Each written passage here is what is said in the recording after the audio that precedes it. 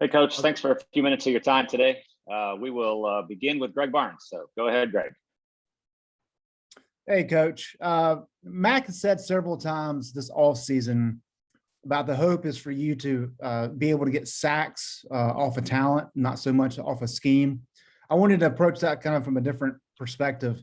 Given the increase in talent that you have, given the increase in depth, would that allow you to simplify things and make it easier for you as a play caller if you so choose?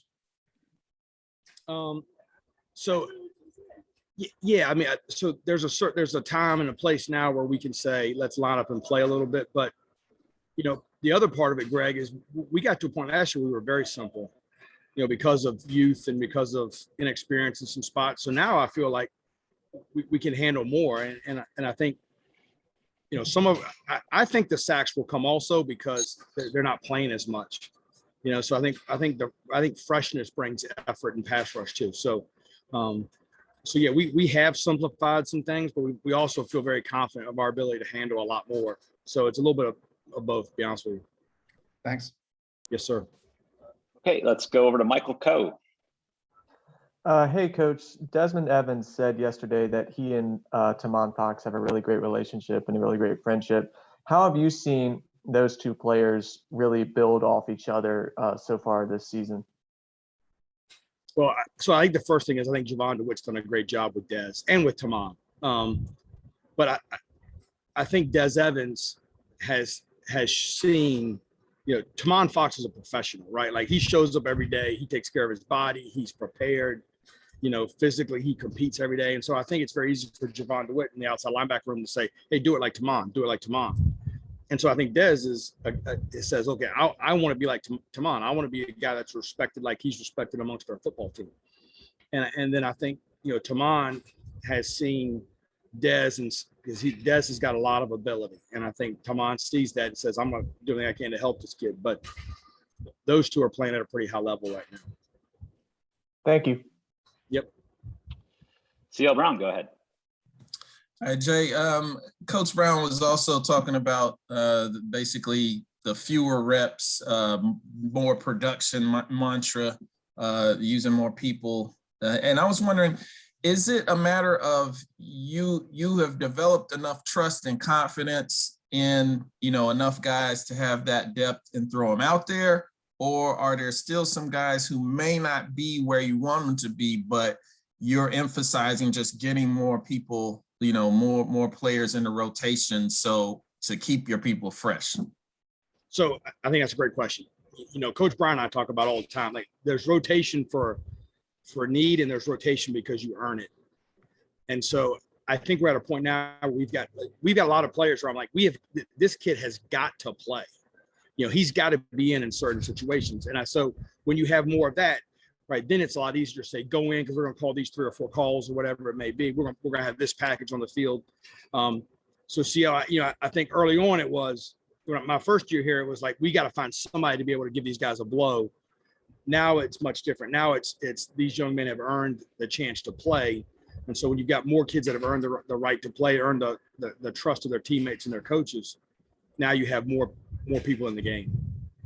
And if I could just add one follow, the secondary last year, you guys, out of necessity, attrition, whatever, had to mix it up a lot. What is there to be said about coming in, knock on wood that you guys stay healthy and everything, but coming in kind of with a set core of guys and being able to build continuity as they go along? So like, I don't think we're going to have to do some of the things we had to do last year. But I also think that last year kind of hardened those kids, right?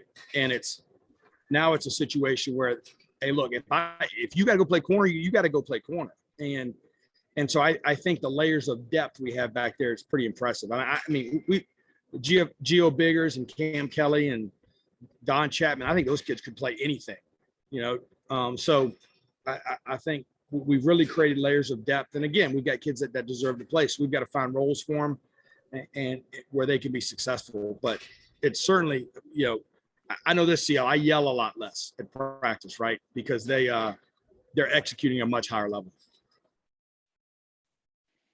Okay, Andrew Jones, go ahead. Coach, going back a little bit about what Greg asked you about, is the preference when you have enough guys up front like you do, and you have the volume of quality up front, is a preference to try to be in base as much as possible and just kind of reach into the bag of tricks every once in a while, nothing more just for pre-snap eye candy? And if so, are you at the point where you trust the group that they can handle some of that pre-snap stuff, even if that's not actually what you're going to execute on those snaps? Yeah. So I trust our guys to handle our eye candy, Andrews. I believe that's your term. That's not my term, but yeah, I believe our guys can handle a lot of that stuff. I feel very confident about that. So it's like every year we look at sacks, right, and how sacks are created. And so there's about 10 or 12 people that walk the earth that you add water and you shake them up and they give you pass rush, like guys like Aaron Donald and those guys. All right. So I don't know if we're quite there yet, but I do think we've got young men that when the pass rush is executed and we're aware of the pass rush situation, that are going to be hard outs for that offensive lineman, right? So now it's my job to create looks and to create matchups where they do get one-on-one pass rushes, they are isolated, and then have them go do it. But I think it's a misnomer to think that there's very few people that walk the planet that just line up and rush the passer and win, right? So there's still an element of scheme and an element of getting kids one-on-one that factors in. I think eye candy is more of an offensive term. How about the depth that you do have? Sounds like it. Yeah, I couldn't pull. We're still trying to figure out some of your terminology on some things. The guys have talked a lot about the depth up front, and Trey was saying the other day that it just allows them to be them in the backfield. They can more of their raw talents could come out. Can you kind of speak to that depth, and it's not just the number of guys, but the quality of those guys? Yeah, so I think the first thing is, there are times the last few years, right, where we ask guys to do, like I still remember Aaron Crawford against Virginia Tech our first year. Like we're getting ready to go to like the fourth overtime and being like, telling Coach Cross, like, just load the wagon, dude. Like it is what it is, right? And so I think now, I think first of all, we've recruited some kids that are very physically talented. And now they've been a year or two, they've all had a spring ball. They've all had a summer with Brian. And so I think physically they've developed and there's a lot of them. And so, if you're in that room and you look around and you say, man, if I have a bad day, I might not get to practice for a while. And so they've developed really well. I do think they're talented. I think Tim's done a great job with them. And I do think we'll be able to play with big people and be able to play a little bit, more vanilla in the secondary than we've been able to do. Oh, thanks. Appreciate that. Yep. Okay, Ross Martin, go ahead. Hey, Coach Bateman would like to stay kind of the defensive line. Could you kind of go through some names you think of players that are really standing out that made the jump from last season to this season, or even from spring to now? Miles Murphy comes to mind as one guy that I would love to hear you talk about. Yeah. So the first thing is I think Ray, is playing at a really high level. He's done a great job as a leader. I know you guys have talked to him a few times. Yeah, I'm really proud of that kid. Tamari Fox, who missed the spring with a shoulder, has come back, and I think physically he's really taking care of his body. I think he's really prepared to play. So I think those two kids that played a lot last year. It's not like we forgot about those two, right? They've really improved. If you ask me, a couple guys that have really stood out to me is from a fall to this fall camp. Miles Murphy for sure. Super talented, moving him around, doing a lot of stuff. I think Keeter Bingley Jones is really coming along. Had a hard, few months there with some injuries, and I think he's big, he's powerful. I think Christian Varner has come a long way, has become a really, really important piece of our defense, and then I think the two freshmen, Jabari Ritchie and Keyshawn Silver, are going to be tremendous players. So I do think that room has become, I think everybody I mentioned is like, depending on what lunch is today, around 300 pounds, right? So like those are big bodies, right? And then I think you got, Clyde Pender. Like Clyde, we talk about Clyde Pender like he's little. Clyde's like 285, right? But Clyde has got real pass rush ability. And so I think Clyde Pender is an example of a young man that's deserved time to play. And now we got to get him in the right situations. But I'm sure I forgot somebody. But, I think all those kids are going to play. They're all going to travel and have a role. And, I think that group has become a real strength of ours. And a quick follow-up, Jacorius Conley made the switch to mostly safety. What have you seen from him so far in that adjustment, and what do you like about him manning that safety role? So I think this speaks to our defense and our team a little bit too. So, Jaquarius last year played nickel because I felt like we had to get him going. And nickel is a little bit more, they kind of tell you what to do than you tell other people what to do, right? But he's like, I don't know if he's like the ideal nickel, but he did a great job for us. And so in the offseason, we kind of came to him and said, look, we think your future, both as a college player and as an NFL player, right, is as a safety. I mean, he's almost 220 pounds, right? So we moved him back there. And so I think a lot of teams, the other safeties would have felt threatened, right? Like, here's this kid who's talented, who played as a freshman, and they're moving him to my spot. Our kids just went over there and just helped him and embraced him. And he has done a great job so far. I anticipated, fall camp still being a little bit of a learning curve with him, but he has done a great job. I'm really, really proud of him. And I think he's a real difference maker when he's playing safety. Great. Thanks, Coach. Yep. Okay, Dina King, go ahead. Hey, Coach. Coach Longo said a few days ago that year 3 is able to possibly open up the playbook more. Do you have the pieces to open up your defensive playbook now? Yeah, I mean, so I think there are times that the last couple of years where we had to make some stuff up, right? Where now I think we can kind of, what we believe in and some of the things that we're really, really good at, we can kind of lean on some things. And then I think when you open up the playbook, it's a chance to make real big plays. So yeah, I mean, I think, we've got a couple of guys that are visiting with us during camp that are veteran coaches that have coached at the highest level, and they're coming to me and they're saying, I can't believe how much your kids, how much you have in and how well your kids are handling it. But a lot of these kids I've had for 3 years, man, we've been grinding, so I think we're able to handle a lot, and yeah, I think we can go to a lot of different components of our defense, different packages of our defense, and really be a multiple attack. Thank you. Yes, ma'am. Isaiah Lucas, go ahead, sir. Hey, Coach. Just wanted a couple of thoughts on Kyler McMichael, what he's improved on, how he's looked this far.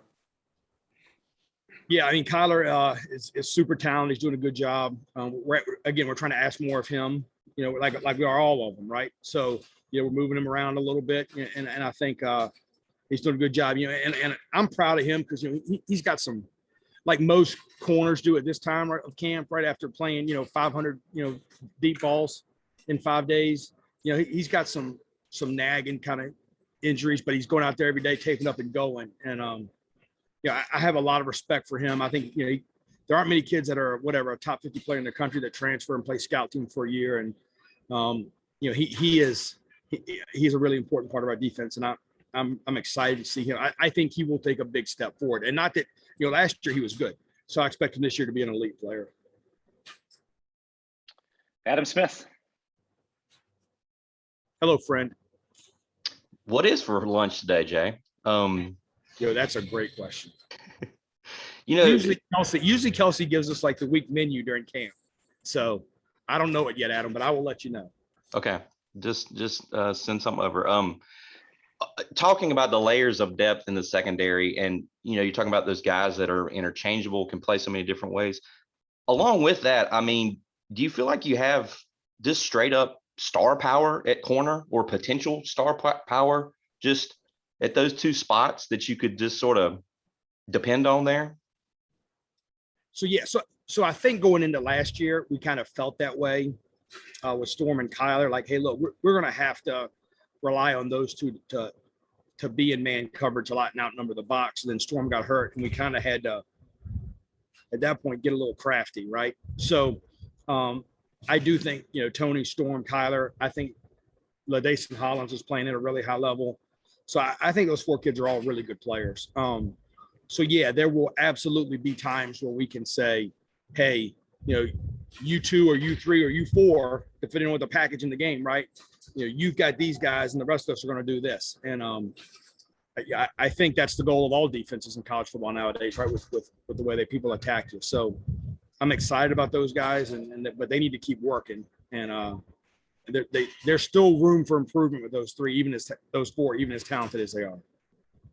Is just to follow up real quick, don't let me talk you into it. Is competitiveness a word that might describe those guys at corner? Like, what would be a good adjective that you might use that you've seen the first couple of days of camp? Yeah. So yeah, I think competitiveness is a good word. They understand that there's X amount of snaps, and if I want to play the most of them, I've got to come every day ready to play. And I think they trust us that they're all going to play the role they earn, and I think we'll see what that shapes up. And I think they also see us trying to find ways to increase roles of other players. So, yeah, I think competitiveness is a good word.